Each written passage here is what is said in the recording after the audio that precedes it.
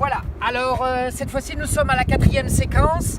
Si vous avez regardé tout à l'heure la séquence précédente, la séquence numéro 3, je disais que je venais faire une recharge la plus complète possible car il me reste 195 km à faire.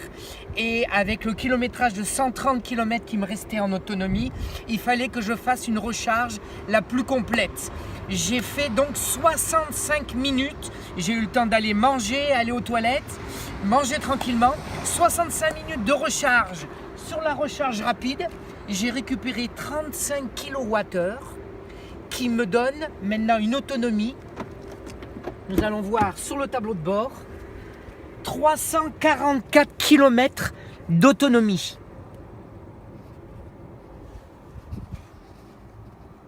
On voit bien le 344 km d'autonomie. Voilà. Alors donc ça va me permettre donc d'aller à ma destination sans avoir à passer par la borne de recharge rapide de Rimouski. 35,8 kWh. J'ai rechargé à 89%. Et dans la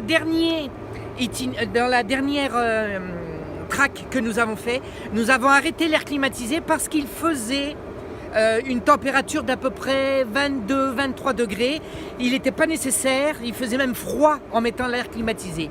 Donc on a retiré l'air climatisé, mais la glacière qui est branchée sur la prise allume-cigare est toujours restée branchée dans la voiture. Nous arrêtons donc la recharge terminée, et je vais retirer le pistolet.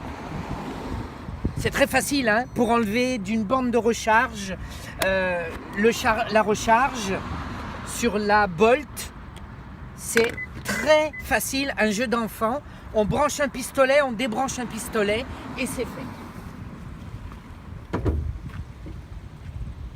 Alors, l'autonomie que j'ai là maintenant de plus de 340 km, c'est sûr et certain, je ne vais pas faire 340 km, c'est trop fatigant.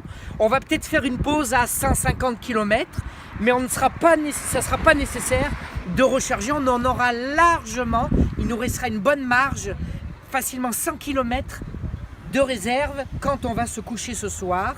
On branchera sur une prise 110 volts, là où nous allons, il n'y a pas de borne de 30 ampères, donc ça sera une prise extérieure 110 volts, seulement 15 ampères, pour faire une recharge qui donne, avec un 15 ampères, 6 km à l'heure. Donc 1 heure de recharge à 110 volts va vous donner 6 km, 2 heures, 12 km, et ainsi de suite. Alors nous sommes prêts pour repartir, et à la prochaine séquence, vous verrez le résultat de l'autonomie de la voiture.